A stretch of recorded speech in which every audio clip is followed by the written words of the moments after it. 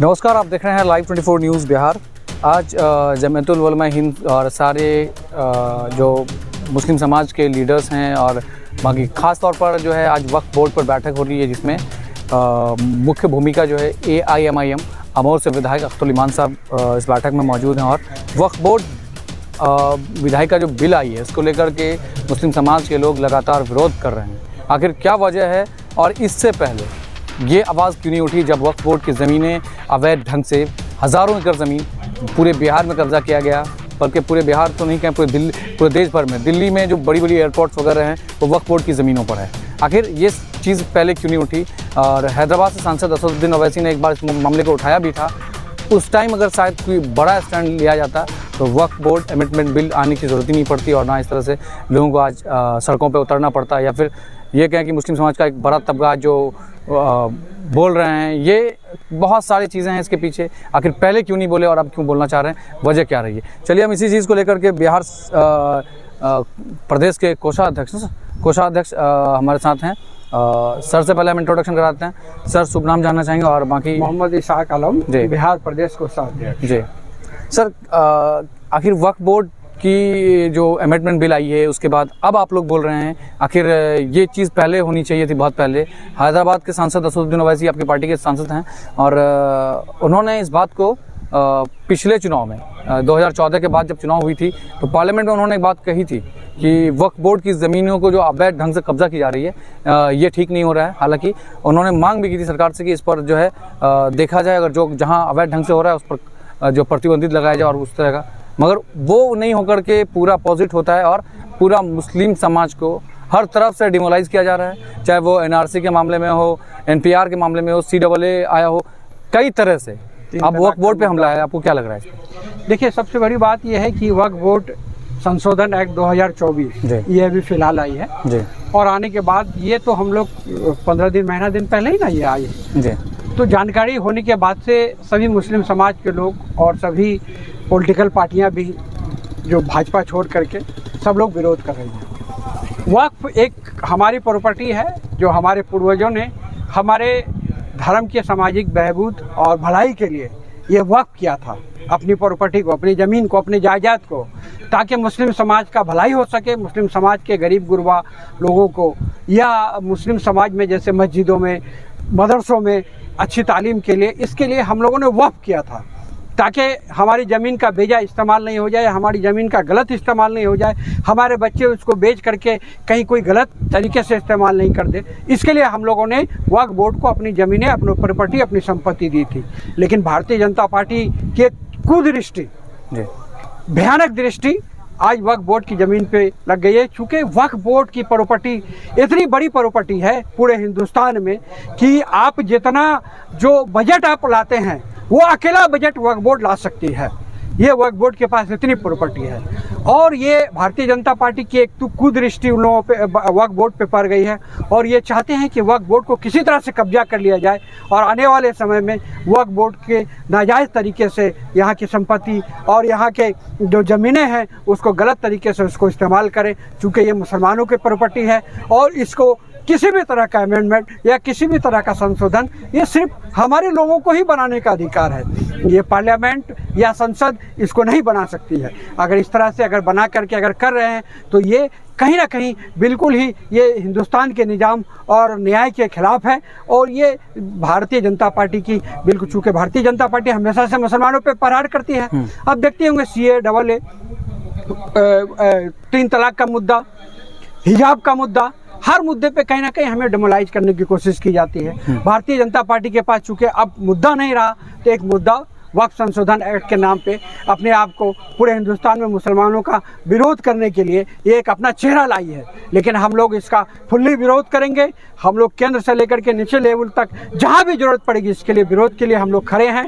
ये हमारी संपत्ति है, हमारी संपत्ति का एक जर्रा बराबर भी भारतीय जनता पार्टी और इसके फिरकों को लेने के लिए हम लोग नहीं देंगे। इसके लिए अगर जान की कुर्बानी करनी पड़े तो करेंगे। एक लंबी लड़ाई लड़ी जाएगी। सर, एक तरफ बिहार के मुख्यमंत्री नीतीश कुमार के ही सांसद वक्फ बोर्ड बिल पे जो बिल आती है उसको समर्थन देते हैं और फिर उन्हीं का ही दोहरा चरित्र जब वापस पटना आते हैं तो कहते हैं कि नहीं हम मुसलमानों के साथ हैं, वक्फ बोर्ड के खिलाफ हैं। अब ये जनता दल यू की तो शुरू से पॉलिसी रही है।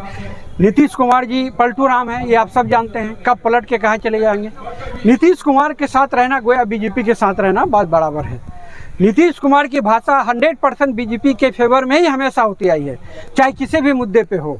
नीतीश कुमार कभी भी भारतीय जनता पार्टी के खिलाफ में किसी भी माइनॉरिटी के बिल पे वो नहीं बोले हैं। इसलिए आप 100% ये जानिए कि नीतीश कुमार और बीजेपी में कहीं कोई फर्क नहीं है। नीतीश कुमार बीजेपी का दूसरा चेहरा है। सर आखिर अब जो चुनाव नज़दीक आ रहा है, बिहार विधानसभा चुनाव होना है, कुछ महीने रह गए हैं, आपको नहीं लगता है कि अब नीतीश कुमार आएंगे और वो उनका अभी भी दावा है कि माइनॉरिटीज़ को हमने सबसे ज़्यादा फायदा दिया है। वो तो बेवकूफ़ बनाते हैं माइनॉरिटीज़ को। अगर माइनॉरिटीज़ की अगर बात करते तो पार्लियामेंट में उनके सरकार के जो एमपी हैं वो इसका विरोध करते। आज टीडीपी और उसका विरोध की, जिसके कारण जो आज ये कमेटी बनी। आप जनता दल यू ने क्यों नहीं विरोध किया?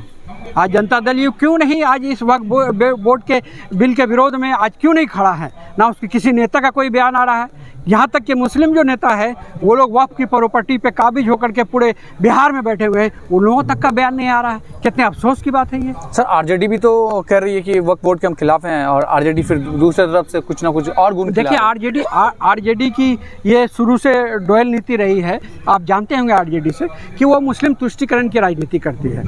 चाहे आपका बिहार में लालू यादव शुरू से लेके आए, आज देखिए मुसलमानों की आबादी यादवों से ज़्यादा है, लेकिन आप कभी भी मुसलमानों के एक उप मुख्यमंत्री तक बनाना गवारा नहीं महसूस किए।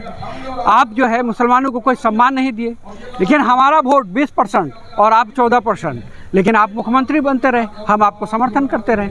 हमेशा से आपने बेवकूफ़ बनाया है। आज मुसलमान पूरे हिंदुस्तान के जग गए हैं। आने वाले समय में इन सेकुलर नाम निहाद लोगों से सावधान होकर के आने वाले समय में ये अपना मत का प्रयोग करेंगे। सर मत का प्रयोग करेंगे कैसे? अब एमआईएम पर लोग विश्वास करें, क्योंकि आपको पिछले दफे में आप लोगों ने 5 सीट दी, 4 सीट तो चले गए ऑटोमेटिकली। देखिए ये तो चले गए का मतलब ये है कि ये भगोड़े राम है। तो हम लोगों को भी अब पार्टी पे विचार करने की ज़रूरत है कि हम लोगों को पार्टी के जो शुरू से पदाधिकारी रहे हैं, जो पार्टी को सींचने का काम किए हैं, जो पार्टी को मजबूत पैदा किए हैं ज़मीन पे, एमआईएम को यहाँ पे ला के लोगों को बीच जोड़ने का काम किए हैं, वैसे लोगों को हम लोग टिकट दें। ये नहीं कि हेलीपैड से और ऊपर से उतार करके इन लोगों को अगर टिकट देगी तो यही हाल होगा। तो इसलिए हम लोगों को इस बार हम लोगों ने ये गहन मंथन किया है। इस बार हम लोग सिर्फ संगठन के लोगों को ही इस बार उम्मीदवार बनाएंगे। इंशाल्लाह हमारा एक भी व्यक्ति कहीं नहीं जाएगा। सर जो आपके पार्टी के ऊपर जो लगातार वो लांछन लगते रहे कि पैसे लेकर टिकट दी जाती है, क्या सचमुच इस बार ऐसा होने वाला है? देखिए ऐसी कोई बात नहीं है। पैसे लेकर टिकट देने की ये बात बिल्कुल अफवाह है।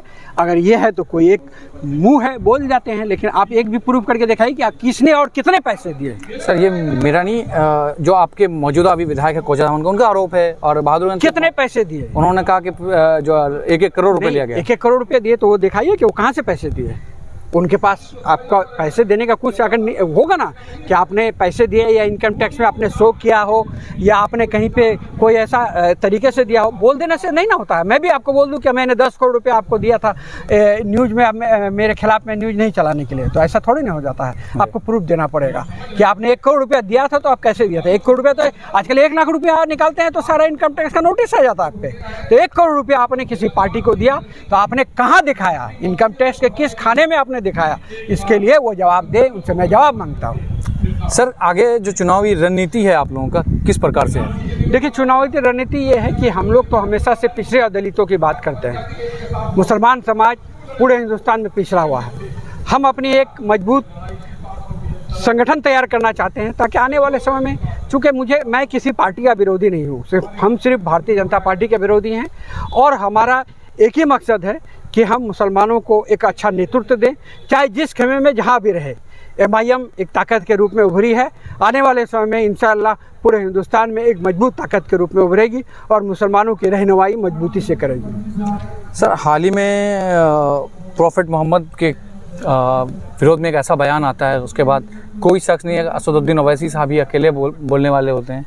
नहीं लगता आपको कि आपकी पहचान कहीं दूर दूर तक नहीं दिख रही है, कोई बोलने वाला नहीं है, या आपके पीछे भी कोई खड़ा नहीं है? देखिए सबसे बड़ी बात यह है कि हमारे जो मुस्लिम लीडर हैं ओवैसी साहब को छोड़ करके, वो सारे मुस्लिम तुष्टीकरण और पार्टी के एक नियम और कायदे पे मजबूर हो जाते हैं। अब देखिए, जब 3 तलाक का मुद्दा आया था तो हमारे जो मौलाना सौलख साहब हैं उनको बोलने तक नहीं दी कांग्रेस ने। तो इससे बड़ा मिसाल और क्या होगा, पार्टी उनको पहले ही हिदायत कर देती है कि भाई आप जो है कुछ नहीं बोल सकते। आपको लग रहा है कि सर वक्फ बोर्ड जो बिल आया है विधायी का 2024 का, इससे नुकसान इंडिया अलायंस और या भाजपा को हो सकता है? देखिए, वक्फ बोर्ड तो ये फायदे के लिए नहीं है, ये तो अपनी संपत्ति को भारतीय जनता पार्टी कहीं ना कहीं उस पर जिस तरह से वो बाबरी मस्जिद को कब्जा किया। इंडिया अलायंस भी तो आपके साथ खड़ी नहीं है ना जी? इंडिया अलायंस भी तो आपके साथ खड़ी नहीं तो है। यही तो हम अपने मुसलमान भाइयों से पूछना चाहता हूँ कि इंडिया अलायंस आखिर क्यों नहीं खरीदी है, क्यों हम वोट देते हैं उनको, कांग्रेस को क्यों वोट देते हैं, आरजेडी को क्यों वोट देते हैं, समाजवादी को क्यों वोट देते हैं। इसलिए हम लोगों को ये जगने की ज़रूरत है और ये लोगों के जनता के बीच में बताने की ज़रूरत है कि इंडिया अलायंस के लोग आज हम लोगों को हमेशा से बेवकूफ़ बनाने का काम किया है। इसलिए हम लोग एक ताकत के रूप में, इत्तेहादी के रूप में मजबूत हो जाए और आने वाले समय में हम लोग सिर्फ और सिर्फ ऑल इंडिया मजलिस इत्तेहादुल मुस्लिमीन को पूरे हिंदुस्तान में हम लोग मजबूत करें।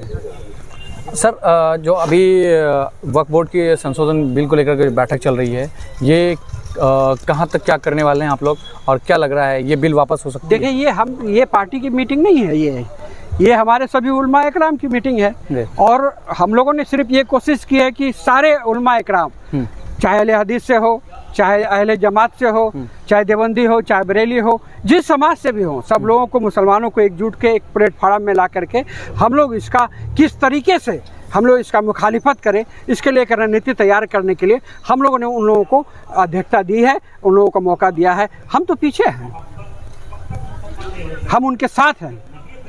हम सिर्फ लीडरशिप जो है हमारे उलमा इकराम आज जो भी लोग हैं उन लोगों पे हमने लीडरशिप दी है। जी, क्या लगता है इस मामले को लेकर के कितना कुछ आप लोग अब तक तैयारी किए हैं और क्या कुछ हो सकता है? देखिए, अभी आने वाले समय में चूंकि अभी अमेंडमेंट बिल है और इस अमेंडमेंट बिल पे जो कमेटी बनी है इसका रिपोर्ट किया जाता है, उसके बाद ही हम लोगों की रणनीति बनेगी। अभी तो हम लोग देख रहे हैं कि इस पर क्या हो सकता है। सर, ये एक्ट लाने के बाद ये राज्य सरकार को भी सौंपी जाएंगे तो उसके बाद तो राज्य सरकार, जब एक तरफ बिहार की राज्य सरकार जो है केंद्र में सपोर्ट कर रही है, अब बिहार में आने का तो जाहिर सी बात है कि वो समर्थन देंगे ही। ऐसे में आप लोग की समीकरण क्या तैयार होगी जब आपका कोई सुनने वाला नहीं है, बोलने वाला नहीं है, तो फिर आप लोग कैसे लड़ेंगे? ठीक है, हम तो कमज़ोर है और कमज़ोर जो लोते होते हैं इसीलिए माइनॉरिटी कहा जाता है। हम लोग माइनॉरिटी हैं, मेजॉरिटी में नहीं है, तो माइनॉरिटी के लोगों को एक हो जाना है और इसका जवाब आने वाले समय में हर तरीके से देना है, चाहे राजनीतिक, सामाजिक, हर तरीके से हम लोग देंगे इसके लिए आने वाले समय में जवाब। यहाँ कई बड़े दिग्गज पूर्व पार्टियों के दिखे हैं, क्या सच वो लोग भी आपके साथ हैं या सिर्फ खाली फोटो खिंचाने आए? नहीं, बिल्कुल, आज माइनॉरिटी के जितने भी लोग हैं सब लोग साथ हैं। रही पार्टी की, तो पार्टी का नियम और कायदा क्या है उस पर तो मैं नहीं जा सकता, लेकिन यहाँ जो भी लोग आए हैं वो दिल से आए हैं। तो ये आपको असर दिखेगा आने वाले चुनाव में? बिल्कुल दिखेगा। चुनाव से मतलब नहीं है ये इस मुद्दे को आप चुनाव से हटा दीजिए। इस मुद्दे को मैं चुनावी तरीके से देखना ही नहीं चाहता हूँ ना। मैं ये चाहता हूँ कि इसका जो है ठिकरा, इसका फ़ायदा जो है MIM को आए, इसका फ़ायदा समाज को जाना चाहिए। मैं ये नहीं बोलना चाहता हूँ कि इसका जो मुद्दा है इस मुद्दे को MIM इसको ले, इस मुद्दे को हर वो समाज तबका, मुसलमानों का, माइनॉरिटी का, अक़लियतों का, जो समाज का तबका है, लोगों को आगे बढ़ के इसको विरोध करना चाहिए। ये एक्ट जब आया तब क्यों आखिर जगह मुसलमान तो ये 2014 में जब तो ये असदुद्दीन 2014 में जब ये बात आई थी कि वक्फ बोर्ड की ज़मीनें लोग अब अवैध ढंग से कब्जा कर रहे हैं, तब क्यों नहीं इस बात पे? देखिए, अवैध ढंग से कब्जा कर रहे हैं वो तो अलग बात है, लेकिन ये जो बिल है, ये बिल तो अचानक लाई गई ना। इस बिल के बारे में तो किसी, अगर हम पहले जागरूक होते शायद तो इसमें हावी नहीं हो पाता। तो जागरूक तो हम लोग शुरू से हैं। हम लोग तो कहीं ना कहीं ये तो अभी जो वहाँ की तंजीम है, किशनगंज में कुछ ऐसे जगह है, वक्फ बोर्ड की जो तंजीम होती है उनको अपनी तरीके से वहाँ देखना है कि ज़मीन कहाँ पे कितने हैं, हमारी ज़मीन कितने हैं, हमारी ज़मीन को कौन कब्जा कर रहा है, ये वहाँ के लोग। वो लोग अगर हमको कहेंगे तो तंजीम इसमें फोकस ही नहीं कर रहे थे, वो भी सोए हुए होंगे कि चलो मेरा ठीक है। बिल्कुल बिल्कुल। तो अब ऐसे मामले में कमजोर तो पड़ रहे हैं ना, कि कैसे अब स्ट्रॉन्ग बनना है? नहीं, स्ट्रॉन्ग कैसे होना है आप लोगों को? देखिए, लेट से ही जगे, लेकिन जब भी जगेंगे वही सवेरा होता है, और आज से जग गए हैं, यही हम लोगों के लिए सवेरा है। चूँकि हम लोग माइनॉरिटी हैं, हम लोगों को, माइनॉरिटी के लोगों को लोग हर तरह से दबाने का प्रयास करेंगे। हम लोगों को एकजुट होकर के इस बिल का और हमारी अपनी प्रॉपर्टी, अपनी संपत्ति का विरोध करना चाहिए। चलिए, बहुत बहुत शुक्रिया। बहुत बहुत शुक्रिया। MIM के वक्फ बोर्ड बिल को लेकर के आज जो बैठक चल रही है, इसमें बिहार सदर अख्तर उल ईमान साहब बैठे हैं, सारे उलमाए दीन, चाहे वो सुन्नी बोर्ड्स के हों या जमीयतुल उलमा हिंद के हों, सारे बोर्ड्स के लोग आए हुए हैं, पूरी मुस्लिम समाज के लोग बैठे हैं। मदरसा बोर्ड एक्ट को लेकर के जो घमासान चल रही है, अब सवाल ये है कि आखिर ये जब एक्ट आया तब जागरूक हुए इससे।